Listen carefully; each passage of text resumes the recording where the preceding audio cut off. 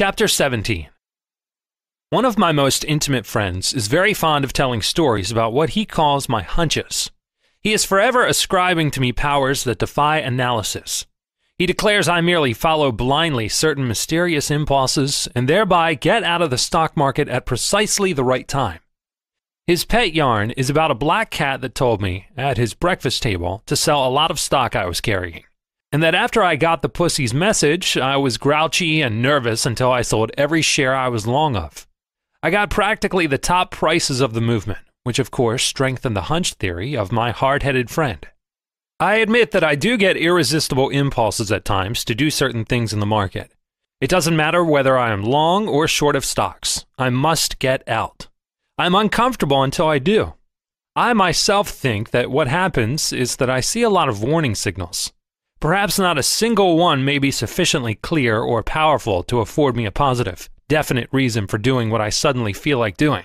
Probably that is all there is to what they call ticker sense, that old traders say James R. Keene had so strongly developed, and other operators before him.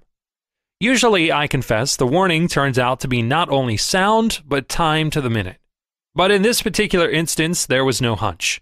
The black cat had nothing to do with it. What he tells everybody about my getting up so grumpy that morning, I suppose can be explained if I in truth was grouchy by my disappointment. I knew I was not convincing the congressmen I talked to, and the committee did not view the problem of taxing Wall Street as I did.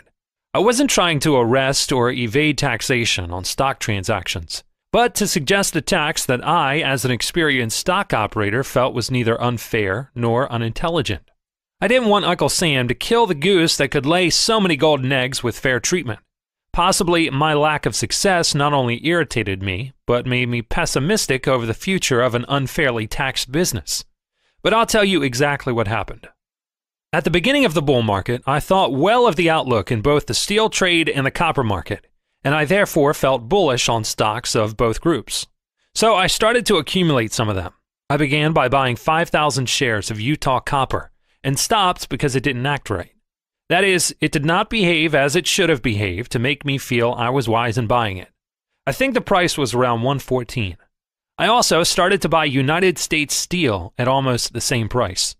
I bought in all 20,000 shares the first day because it did act right. I followed the method I have described before. Steel continued to act right, and I therefore continued to accumulate it until I was carrying 72,000 shares of it in all. But my holdings of Utah Copper consisted of my initial purchase. I never got above the 5,000 shares. Its behavior did not encourage me to do more with it. Everybody knows what happened. We had a big bull movement. I knew the market was going up. General conditions were favorable. Even after stocks had gone up extensively and my paper profit was not to be sneezed at, the tape kept trumpeting. Not yet. Not yet. When I arrived in Washington, the tape was still saying that to me. Of course, I had no intention of increasing my line at that late day, even though I was still bullish. At the same time, the market was plainly going my way, and there was no occasion for me to sit in front of a quotation board all day in hourly expectation of getting a tip to get out. Before the clarion call to retreat came barring an utterly unexpected catastrophe. Of course, the market would hesitate and otherwise prepare me for a reversal of the speculative situation. That was the reason why I went blitherly about my business with my congressmen. At the same time, prices kept going up, and that meant that the end of the bull market was drawing near. I did not look for the end on any fixed date. That was something quite beyond my power to determine. But I needn't tell you that I was on the watch for the tip-off. I always am, anyhow. It has become a matter of business habit with me. I cannot swear to it, but I rather suspect that the day before I sold out, seeing the high prices, made me think of the magnitude of my paper profit as well as the line I was carrying, and later on, of my vain efforts to induce legislators to deal fairly and intelligently by Wall Street. That was probably the way and the time the seed was sown within me. The subconscious mind worked on it all night. In the morning, I thought of the market and began to wonder how it would act that day. When I went down to the office, I saw not as much that prices were still higher and that I had a satisfying profit, but that there was a great big market with a tremendous power of absorption. I could sell any amount of stock in that market, and of course, when a man is carrying his full line of stocks, he must be on the watch for an opportunity to change his paper profit into actual cash. He should try to lose as little of the profit as possible in the swapping. Experience has taught me that a man can always find an opportunity to make his profits real, and that his opportunity usually comes at the end of the move. That isn't tape reading or a hunch. Of course, when I found that morning a market in which I could sell out all my stocks without any trouble, I did so. When you're selling out, it's no wiser or braver to sell 50 shares than 50,000. But 50 shares you can sell in the dullest market without breaking the price, and 50,000 shares of a single stock is a different proposition. I had 72,000 shares of U.S. Steel. This may not seem a colossal line, but you can't always sell that much without losing some of that profit that looks so nice on paper when you figure it out, and that hurts as much to lose as if you actually had it safe in the bank. I had a total profit of about $1,500,000, and I grabbed it while the grabbing was good. But that wasn't the principal reason for thinking that I did the right thing in selling out when I did. The market proved it for me, and that was indeed a source of satisfaction to me. It was this way. I succeeded in selling my entire line of 72,000 shares of U.S. Steel at a price which averaged me just 1 point from the top of the day and of the movement. It proved that I was right to the minute. But when on the very same hour of the very same day I came to sell my 5,000 Utah copper, the price broke 5 points. Please recall that I began buying both stocks at the same time, and that I acted wisely in increasing my line of U.S. Steel from 20,000 shares to 72,000, and equally wise in not increasing my line of Utah from the original 5,000 shares. The reason why I didn't sell out my Utah copper before was that I was bullish on the copper trade, and it was a bull market in stocks, and I didn't think that Utah would hurt me much, even if I didn't make a killing in it. But as for hunches, there weren't any. The training of a stock market is like a medical education. The physician has to spend long years learning anatomy, physiology, materia medica, and collateral subjects by the dozen. He learns the theory and then proceeds to devote his life to the practice. He observes and classifies all sorts of pathological phenomena.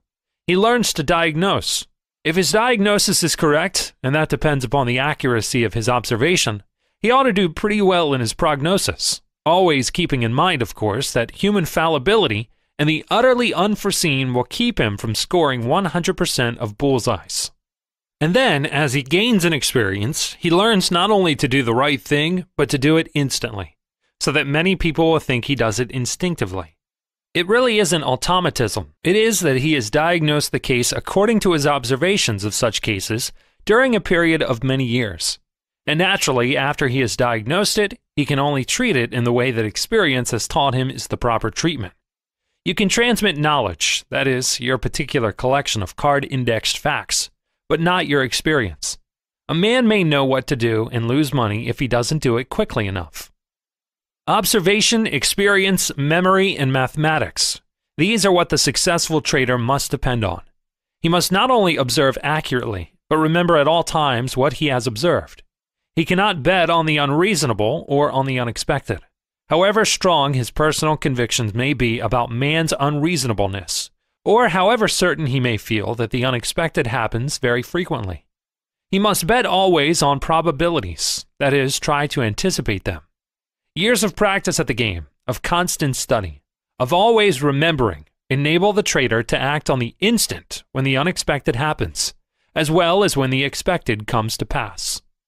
A man can have great mathematical ability and an unusual power of accurate observation, and yet fail in speculation unless he also possesses the experience and the memory. And then, like the physician who keeps up with the advances of science, the wise trader never ceases to study general conditions, to keep track of developments everywhere that are likely to affect or influence the course of the various markets. After years of the game, it becomes a habit to keep posted. He acts almost automatically. He acquires the invaluable professional attitude, and that enables him to beat the game at times. This difference between the professional and the amateur, or occasional trader, cannot be overemphasized. I find, for instance, that memory and mathematics help me very much. Wall Street makes its money on a mathematical basis. It makes its money by dealing with facts and figures. When I said that a trader has to keep posted to the minute, and that he must take a purely professional attitude toward all markets and all developments, I merely meant to emphasize again that hunches and the mysterious ticker sense haven't so very much to do with success. Of course, it often happens that an experienced trader acts so quickly that he hasn't time to give all his reasons in advance, but nevertheless, they are good and sufficient reasons, because they are based on facts collected by him in his years of working and thinking and seeing things from the angle of the professional, to whom everything that comes to his mill is grist. Let me illustrate what I mean by the professional attitude. I keep track of the commodities markets always. It is a habit of years. As you know, the government reports indicated a winter wheat crop about the same as last year, and a bigger spring wheat crop than in 1921. The condition was much better, and we probably would have had an earlier harvest than usual. When I got the figures of conditions, and I saw what we might expect in the way of yield mathematics, I also thought at once of the coal miners' strike and the railroad shopmen's strike. I couldn't help thinking of them, because my mind always thinks of all developments that have a bearing on the markets. It instantly struck me that the strike, which had already affected the movement of freight everywhere, must affect wheat prices adversely. I figured this way. There was bound to be considerable delay in moving winter wheat to market by reason of the strike-crippled transportation facilities. And by the time those improved, the spring wheat crop would be ready to move. That means that when the railroads were able to move wheat in quantity, they would be bringing in both crops together, the delayed winter and the early spring wheat, and that would mean a vast quantity of wheat pouring into the market at one fell swoop. Such being the facts of the case, the obvious probabilities, the traders, who would know and figure as I did, would not bull wheat for a while. They would not feel like buying it unless the price declined to such figures as made the purchase of wheat a good investment. With no buying power in the market, the price ought to go down. Thinking the way I did, I must find whether I was right or not. As old Pat Hearn used to remark, you can't tell till you bet. Between being bearish and selling, there is no need to waste time. Experience has taught me that the way a market behaves is an excellent guide for an operator to follow. It's like taking a patient's temperature and pulse, or noting the color of the eyeballs and the coating of the tongue. Now, ordinarily, a man ought to be able to buy or sell 1,000,000 bushels of wheat within a range of a quarter cent. On this day when I sold the 250,000 bushels to test the market for timeliness, the price went down a quarter of a cent. Then, since the reaction did not definitely tell me all I wished to know, I sold another 250,000 bushels. I noticed that it was taken in driblets, that is, the buying was in lots of 10,000 or 15,000 bushels, instead of being taken in 2 or 3 transactions, which would have been the normal way. In addition to the homeopathic buying, the price went down 1.25 cents on my selling. Now, I need not waste time pointing out that the way in which the market took my wheat, and the disproportionate decline on my selling, told me that there was no buying power there. Such being the case, what was the only thing to do? Of course, to sell a lot more. Following the dictates of experience may possibly fool you now and then, but not following them invariably makes an ass of you. So I sold 2,000,000 bushels and the price went down some more. A few days later, the market's behavior practically compelled me to sell an additional 2,000,000 bushels, and the price declined further still. A few days later, wheat started to break badly and slumped off 6 cents a bushel. And it didn't stop there. It has been going down with short-lived rallies. Now, I didn't follow a hunch. Nobody gave me a tip. It was a habitual or professional mental attitude towards the commodities markets that gave me the profit, and that attitude came from my years at this business. I study because my business is to trade. The moment the tape told me that I was on the right track, my business duty was to increase my line. I did. That is all there is to it. I have found that experience is apt to be a steady dividend payer in this game, and that observation gives you the best tips of all. The behavior of a certain stock is all you need at times. You observe it. Then experience shows you how to profit by variations from the usual, that is, from the probable. For example, we know that all stocks do not move one way together, but that all the stocks of a group will move up in a bull market and down in a bear market. This is a commonplace of speculation.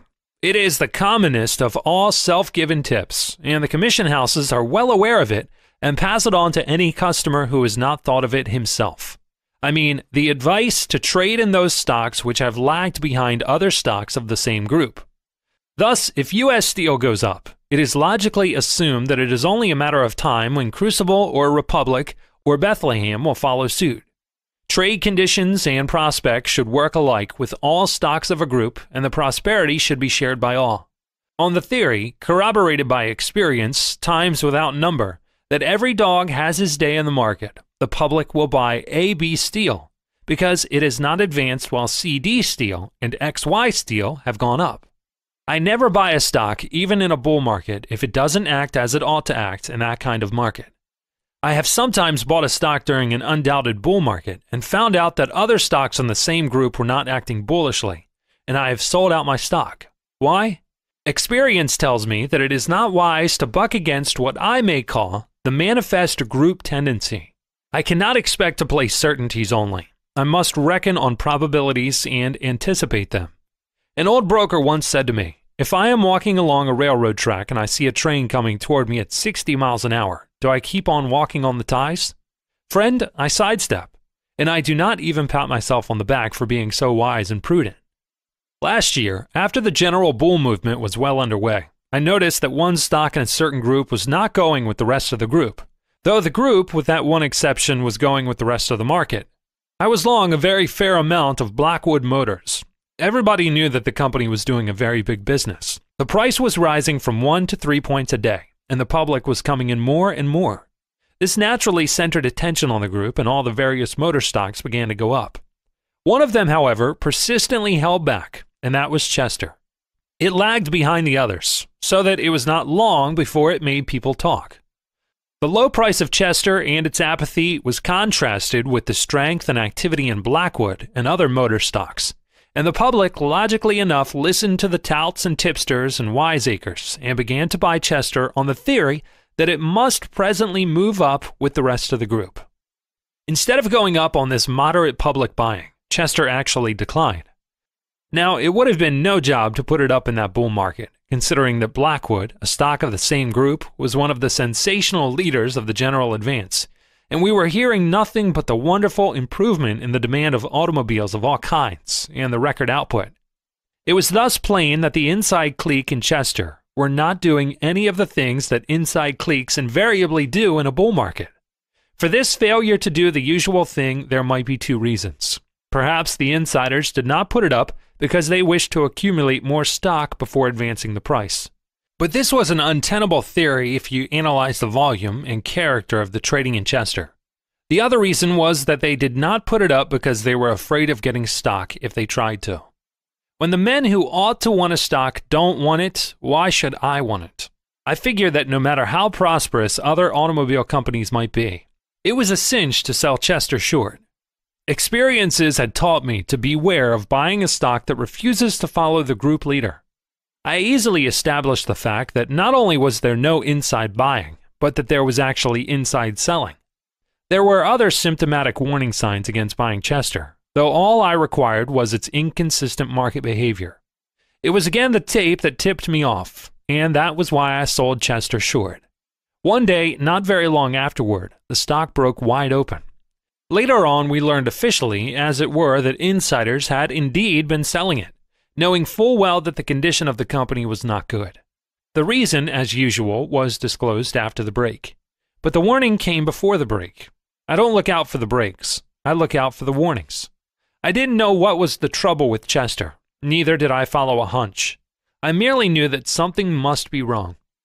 Only the other day, we had what the newspapers called a sensational movement in Guyana gold. After selling on the curb at 50 or close to it, it was listed on the stock exchange. It started there around 35, began to go down, and finally broke 20. Now, I'd never have called that break sensational because it was fully to be expected. If you had asked, you could have learned the history of the company. No end of people knew it. It was told to me as follows. A syndicate was formed consisting of a half-dozen extremely well-known capitalists and a prominent banking house. One of the members was the head of the Belle Isle Exploration Company, which advanced Guyana over $10 million cash and received in return bonds and 250,000 shares out of a total of 1 million shares of the Guyana Gold Mining Company. The stock went on a dividend basis, and it was mighty well advertised. The Belle Isle people thought it well to cash in, and they gave a call on their 250,000 shares to the bankers, who arranged to try to market that stock and some of their own holdings as well. They thought of entrusting the market manipulation to a professional whose fee was to be 1/3 of the profits from the sale of the 250,000 shares above 36. I understand that the agreement was drawn up and ready to be signed, but at the last moment the bankers decided to undertake the marketing themselves and save the fee. So they organized an inside pool. The bankers had a call on the Belle Isle holdings of 250,000 at 36. They put this in at 41. That is, insiders paid their own banking colleagues a 5-point profit to start with. I don't know whether they knew it or not. It is perfectly plain that to the bankers the operation had every semblance of a cinch. We had run into a bull market, and the stocks of the group to which Guyana Gold belonged were among the market leaders. The company was making big profits and paying regular dividends. This, together with the high character of the sponsors, made the public regard Guyana almost as an investment stock. I was told that about 400,000 shares were sold to the public, all the way up to 47. The gold group was very strong. But presently, Guyana began to sag. It declined 10 points. That was all right if the pool was marketing stock, but pretty soon the street began to hear the things that were not altogether satisfactory, and the property was not bearing out the high expectations of the promoters. Then, of course, the reason for the decline became plain. But before the reason was known, I had the warning and had taken steps to test the market for Guyana. The stock was acting pretty much as Chester Motors did. I sold Guyana. The price went down. I sold more. The price went still lower. The stock was repeating the performance of Chester and of a dozen other stocks whose clinical history I remembered. The tape plainly told me that there was something wrong, something that kept insiders from buying it. Insiders who knew exactly why they did not buy their own stock in a bull market. On the other hand, outsiders who did not know were now buying, because having sold at 45 and higher, the stock looked cheap at 35 and lower. The dividend was still being paid. The stock was a bargain. Then the news came. It reached me, as important news often does, before it reached the public. But the confirmation of the reports of striking barren rock instead of rich ore merely gave me the reason for the earlier inside selling. I myself didn't sell on the news. I had sold long before on the stock's behavior. My concern with it was not philosophical. I am a trader and therefore looked for one sign: inside buying. There wasn't any. I didn't have to know why the insiders did not think enough of their own stock to buy it on the decline. It was enough that their market plans plainly did not include further manipulation for the rise. That made it a cinch to sell the stock short. The public had bought almost 500,000 shares, and the only change in ownership possible was from one set of ignorant outsiders who would sell in the hope of stopping losses to another set of ignorant outsiders who might buy in hope of making money. I am not telling you this to moralize on the public's losses through their buying of Guyana, or on my profit through my selling of it, but to emphasize how important the study of group behaviorism is, and how its lessons are disregarded by inadequately equipped traders, big and little. And it's not only in the stock market that the tape warns you. It blows the whistle quite as loudly in commodities. I had an interesting experience in cotton. I was bearish on stocks and put up a moderate short line. At the same time, I sold cotton short, 50,000 bales. My stock deal proved profitable, and I neglected my cotton. The first thing I knew, I had a loss of $250,000 on my 50,000 bales. As I said, my stock deal was so interesting and I was doing so well in it that I did not wish to take my mind off it. Whenever I thought of cotton, I just said to myself, I'll wait for a reaction and cover. The price would react a little, but before I could decide to take my loss and cover, the price would rally again and go higher than ever. So I decide again to wait a little, and I go back to my stock deal and confine my attention to that. Finally, I closed out my stocks at a very handsome profit and went away to Hot Springs for a rest and a holiday. That really was the first time that I had my mind free to deal with the problem of my losing deal in cotton. The trade had gone against me. There were times when it almost looked as if I might win out. I noticed that whenever anybody sold heavily, there was a good reaction, but almost instantly the price would rally and make a new high for the move. Finally, by the time I had been at Hot Springs a few days, I was a million to the bad, and no let up in the rising tendency. I thought over all I had done and had not done, and I said to myself, I must be wrong. With me to feel that I am wrong and to decide to get out are practically one process. So I covered at a loss of about $1 million. The next morning, I was playing golf and not thinking of anything else. I had made my play in cotton. I had been wrong. I had paid for my being wrong, and the receipted bill was in my pocket. I had no more concern with the cotton market than I have at this moment. When I went back to the hotel for luncheon, I stopped at the broker's office and took a look at the quotations. I saw that cotton had gone off 50 points. That wasn't anything. But I also noticed that it had not rallied as it had been in the habit of doing for weeks. As soon as the pressure of the particular selling that had depressed it eased up. This had indicated that the line of least resistance was upward, and it had cost me $1 million to shut my eyes to it. Now, however, the reason that had made me cover at a big loss was no longer a good reason, since there had not been the usual prompt and vigorous rally. So I sold 10,000 bales and waited. Pretty soon the market went off 50 points. I waited a little while longer. There was no rally. I had got pretty hungry by now. So I went into the dining room and ordered my luncheon. Before the waiter could serve it, I jumped up, went to the broker's office. I saw that there had been no rally, and so I sold 10,000 bales more. I waited a little and had the pleasure of seeing the price decline 40 points more. That showed me I was trading correctly, so I returned to the dining room, ate my luncheon, and went back to the broker's. There was no rally in cotton that day. That very night, I left Hot Springs. It was all very well to play golf, but I had been wrong in cotton and selling when I did, and in covering when I did.